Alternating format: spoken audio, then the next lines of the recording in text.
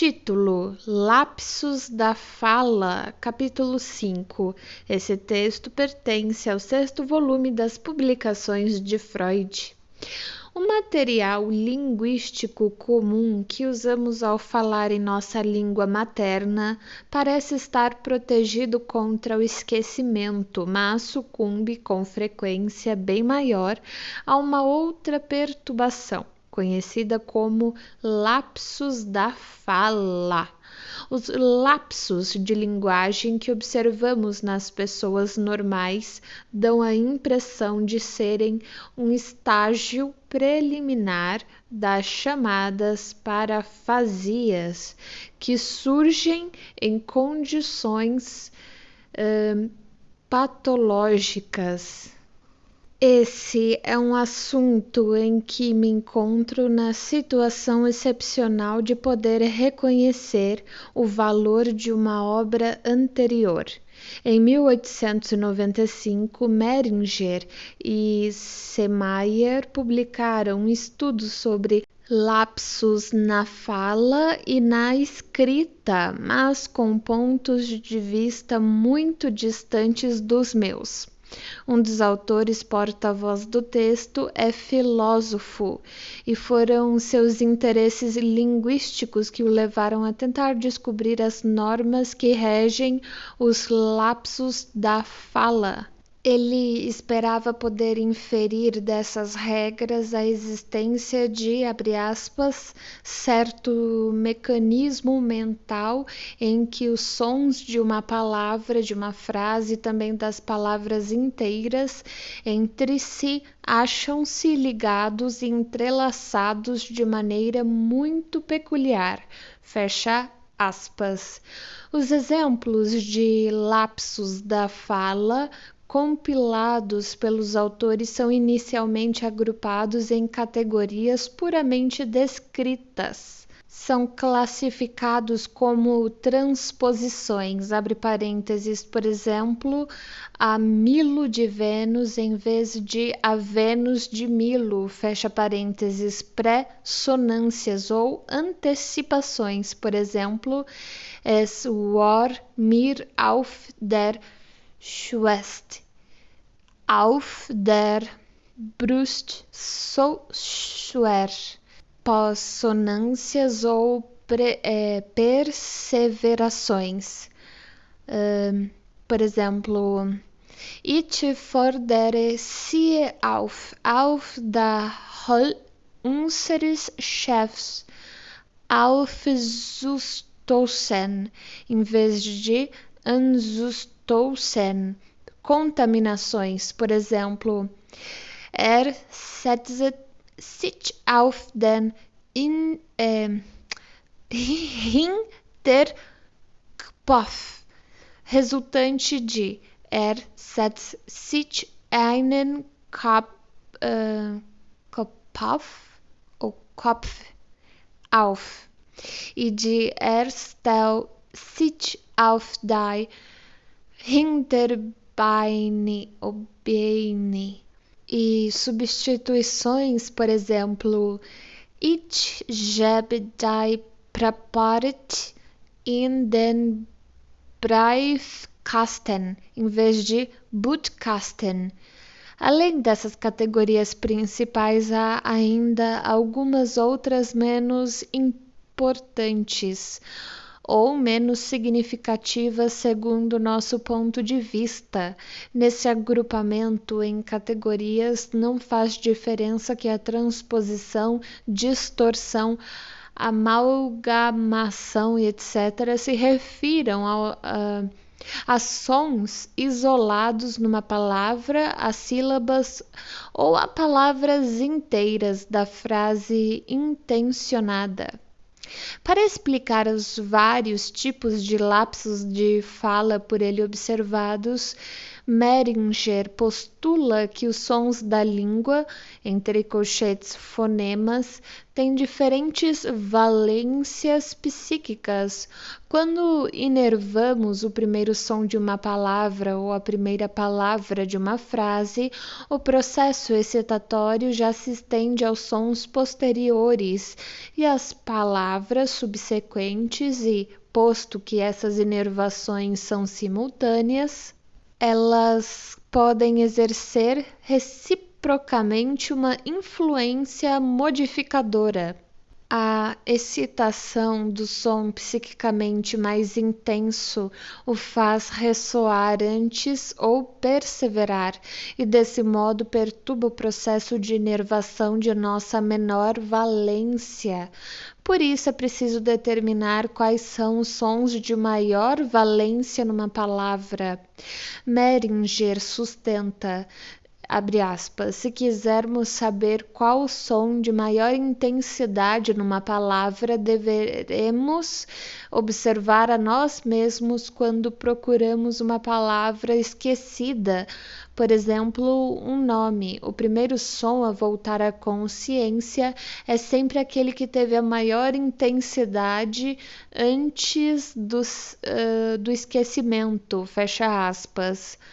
Abre aspas, os sons de maior valência são o som inicial da sílaba radical e o som inicial da palavra, bem como a vogal ou vogais acentuadas. Não posso deixar de contradizê-lo aqui, quer o som inicial do nome seja ou não um dos elementos de maior valência da palavra, é certamente incorreto que, no caso de esquecimento de uma palavra, ele seja o primeiro a regressar à consciência.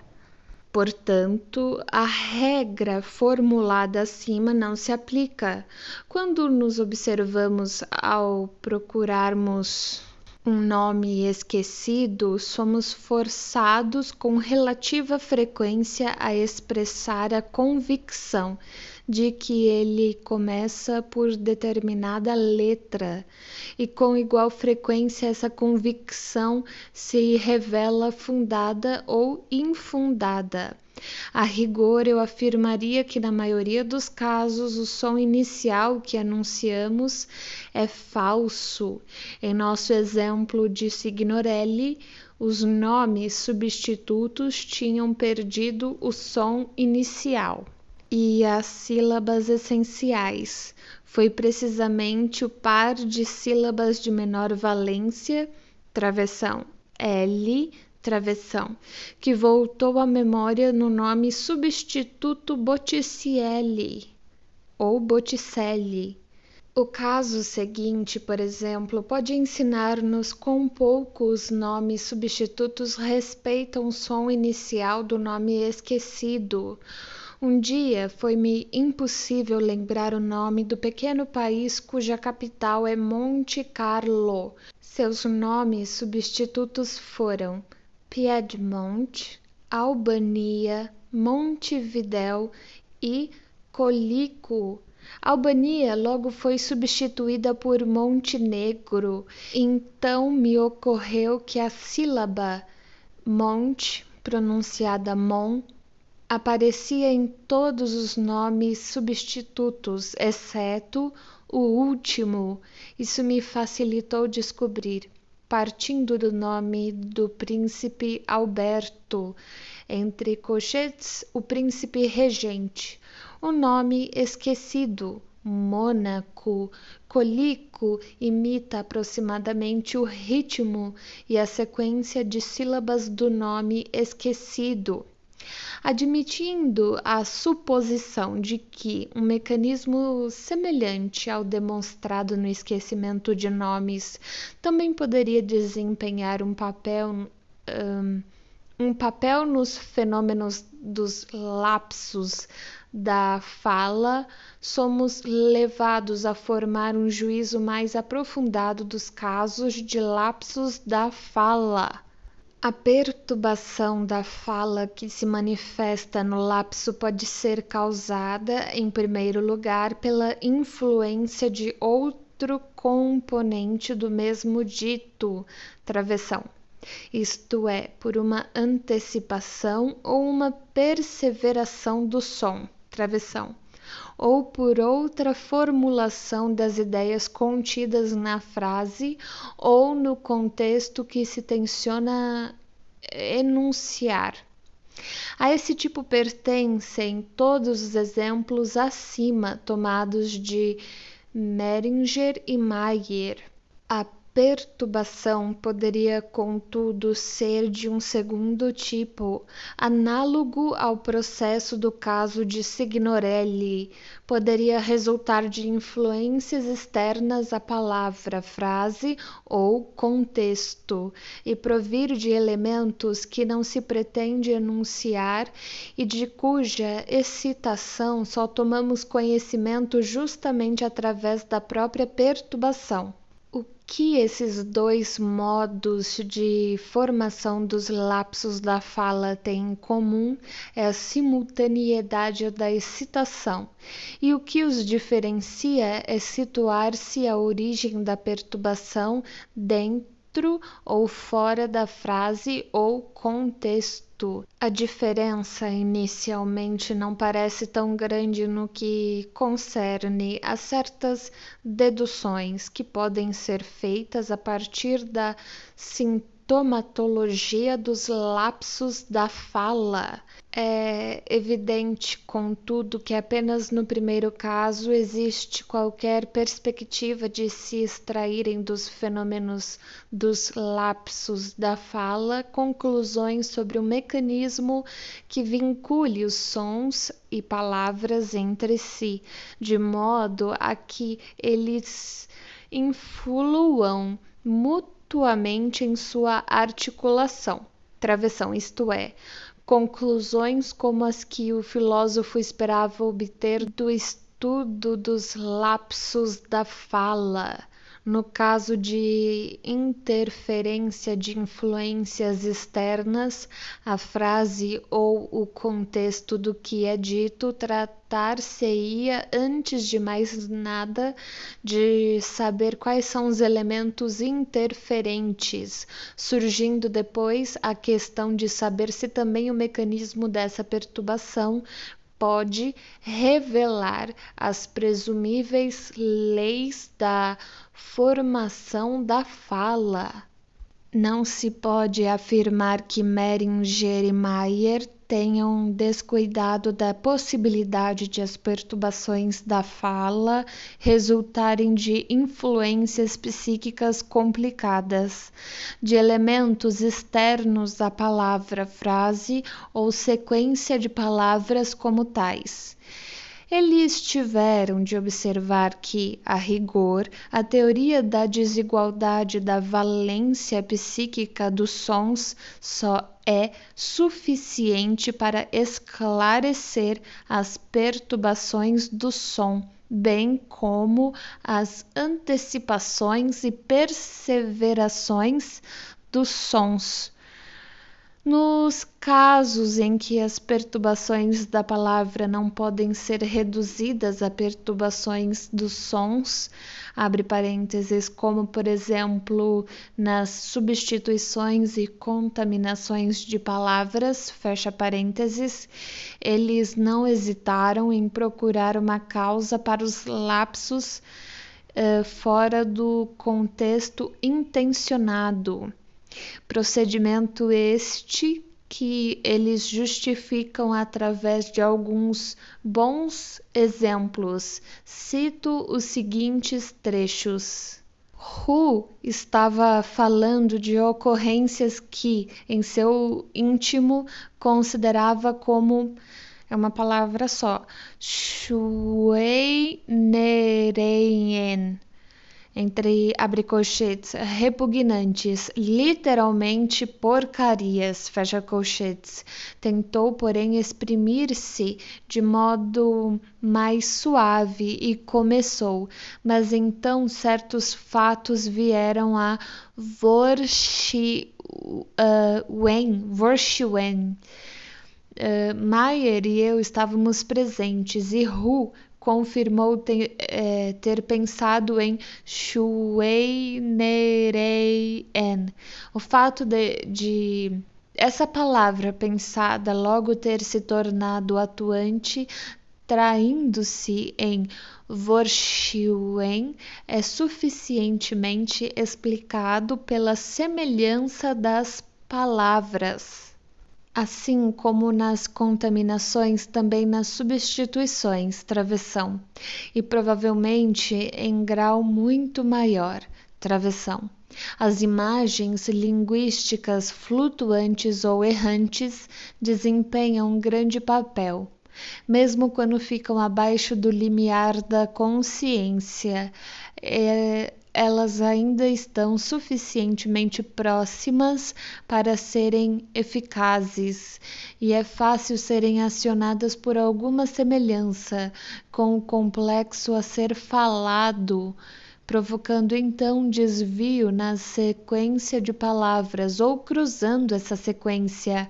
Muitas vezes as imagens linguísticas flutuantes ou errantes são, como dissemos, os retardatários que se seguem a processos de linguagem recém-terminados, entre parênteses, perseverações. Agora, o terceiro exemplo. As semelhanças também podem causar um desvio quando outra palavra semelhante está pouco abaixo do limiar da consciência, sem que se destinasse a ser pronunciada. Isto é o que acontece nas substituições. Assim, espero que minhas regras venham a confirmar-se quando forem testadas.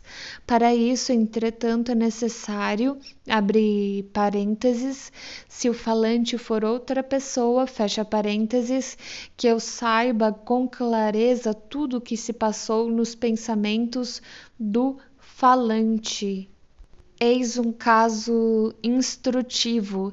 Li, diretor de uma escola, disse em nossa presença: Die Frau wurde mir furcht einlangen. Fiquei perplexo porque o primeiro me pareceu inexplicável. Permitiu-me chamar a atenção do falante para seu lapso ao dizer Einlangen em vez de Enjangen, ao que ele logo retrucou. Sim, a razão disso é que, pensei, eu não estaria in der Lage, abre colchetes, na posição, em condições, fecha colchetes. Quarto e último exemplo. Aqui está outro caso. Perguntei a R. von Schied como estava indo seu cavalo doente. Ele respondeu: Já das Draut, dauert, wie eleit not einen Monat. Não conseguir entender o Draut com R, pois o R de dauert não poderia ter tido esse resultado. Assim, chamei-lhe a atenção para isso, ao que ele explicou ter pensado. Das ist eine traurige Geschichte. Abre colchetes. Isso é uma história triste, fecha colchetes. Logo, o falante tinha em mente duas respostas, e estas se misturaram. É bastante óbvio que o exame das imagens linguísticas errantes que estão abaixo do limiar da consciência, sem que se tencione dizê-las, bem como o pedido de informação sobre tudo que estaria na mente do falante, são procedimentos que se aproximam muito das condições de nossas análises. Também nós estamos à procura de material inconsciente e até o investigamos pelo mesmo caminho, só que para ir das ideias que ocorrem a pessoas interrogadas até a descoberta do elemento perturbador, temos de seguir um caminho mais longo através de uma série complicada de associações. Quero ainda deter-me um pouco em outro processo interessante, atestado pelos exemplos de Meringer. O próprio autor afirma que é uma espécie de semelhança entre uma palavra da frase que se tenciona dizer e outra palavra não destinada a ser dita, que permite a esta última impor-se à consciência, acarretando uma distorção, uma formação mista ou uma formação de compromisso, entre parênteses a palavra contaminação. Em seguida, Jagen, Dauert, Vorschein. Embaixo de Jagen está Lagen. Embaixo de Dauert está Traurig. Embaixo de Vorschein está Schwein. O Schwein. Ora, em A Interpretação dos Sonhos, de 1900, demonstrei o papel desempenhado pelo trabalho de condensação na formação do chamado conteúdo manifesto do sonho, a partir dos pensamentos oníricos latentes. Qualquer tipo de semelhança entre dois elementos do material inconsciente, travessão. Uma semelhança entre as próprias coisas ou entre as representações de palavras, travessão, serve de oportunidade para a criação de um terceiro elemento, que é uma representação mista ou de compromisso. No conteúdo do sonho, esse terceiro elemento representa ambos os seus componentes, e é por se originar dessa maneira que ele tantas vezes apresenta diversas características contraditórias. A formação de substituições e contaminações ocorrente nos lapsos da fala é, por conseguinte, um começo do trabalho de condensação que encontramos em diligente atividade na construção dos sonhos. Num breve ensaio destinado a um círculo mais amplo de leitores, Meringer, 1900, afirmou existir uma importância prática especial em determinados casos de troca de palavras por outra, travessão, a saber, os casos em que a palavra é substituída por outra de sentido oposto. É provável, escreve ele, abre aspas, que ainda se recorde a maneira como, não faz muito tempo, o presidente da Câmara de Deputados do Parlamento Austríaco abriu a sessão, abre uma aspa, ou apóstrofe. Senhores deputados, constato a presença dos membros dessa casa em quórum suficiente e, portanto, declaro encerrada a sessão. Fecha uma aspa ou apóstrofe. Somente a hilaridade geral despertou-lhe a atenção e o fez corrigir seu engano. Nesse caso específico, a explicação foi, sem dúvida, que o presidente desejava secretamente já poder encerrar a sessão, da qual pouco havia de bom a esperar. Mas esse pensamento colateral, como frequentemente ocorre, irrompeu ao menos parcialmente, e o resultado foi encerrada em vez de aberta travessão, ou seja, o contrário do que se pretendia dizer. Ora, numerosas observações me ensinaram que, em geral, é muito frequente permutar entre si palavras de sentido oposto. Elas já estão associadas em nossa consciência linguística, acham-se muito próximas umas das outras e é fácil evocar-se a errada por engano, fecha aspas. Não são todos os casos de permutação pelo oposto em que é tão fácil como nesse exemplo do presidente. Mostra a probabilidade de que o lapsus seja consequência de uma contradição que no interior do falante ergue-se com a frase proferida. Encontramos um mecanismo análogo em nossa análise do exemplo de aliquis. Ali, a contradição interna expressou-se no esquecimento de uma palavra e não numa substituição por seu oposto. Minorando essa diferença, porém, podemos notar que, na verdade, a palavra aliquis é incapaz de ter um oposto como abrir e encerrar, e que abrir é uma palavra que não se pode esquecer, pois é parte integrante de nosso vocabulário usual.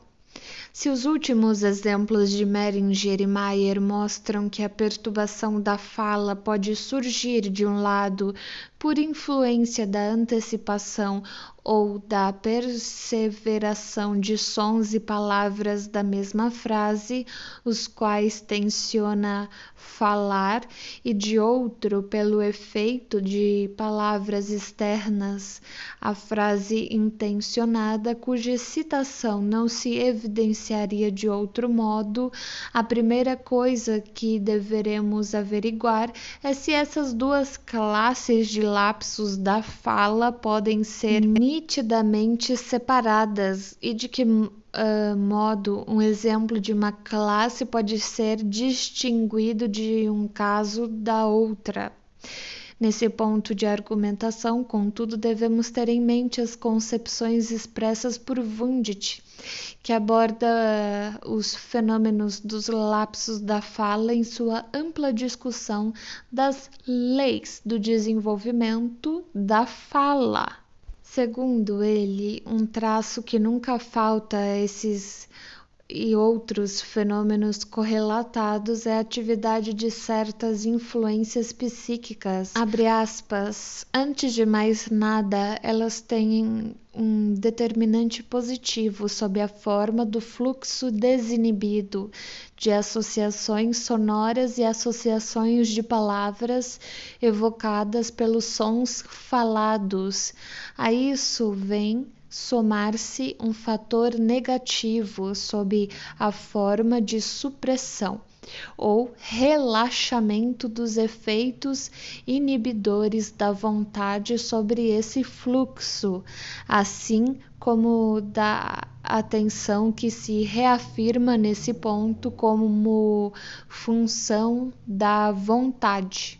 Quer esse jogo das associações se manifeste pela antecipação de um som vindouro, ou pela reprodução de sons precedentes, ou pela intercalação de um som habitualmente pronunciado, ou, por último, pela repercussão de palavras completamente diferentes sobre os sons pronunciados, por terem com eles algum vínculo associativo, travessão. Tudo isso indica apenas diferenças na direção e, no máximo, no âmbito das associações ocorrentes e não diferentes em sua natureza geral. Em alguns casos, também pode haver dúvidas quanto à forma a que se deve atribuir determinada perturbação, ou quanto a estabelecer se não seria mais justificável, de acordo com o princípio da compilação das causas, atribuí-la a uma conjugação de vários motivos.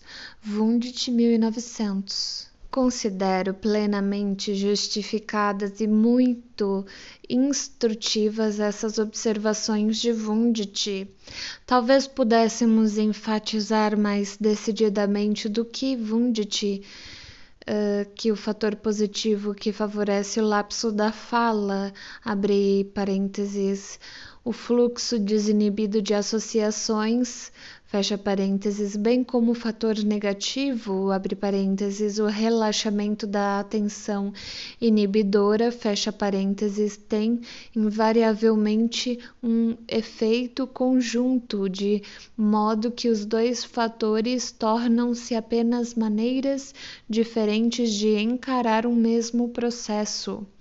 Acontece que, com o relaxamento da atenção inibidora, travessão, ou, em termos ainda mais claros, em consequência desse relaxamento, travessão, o fluxo desinibido de associações entra em atividade.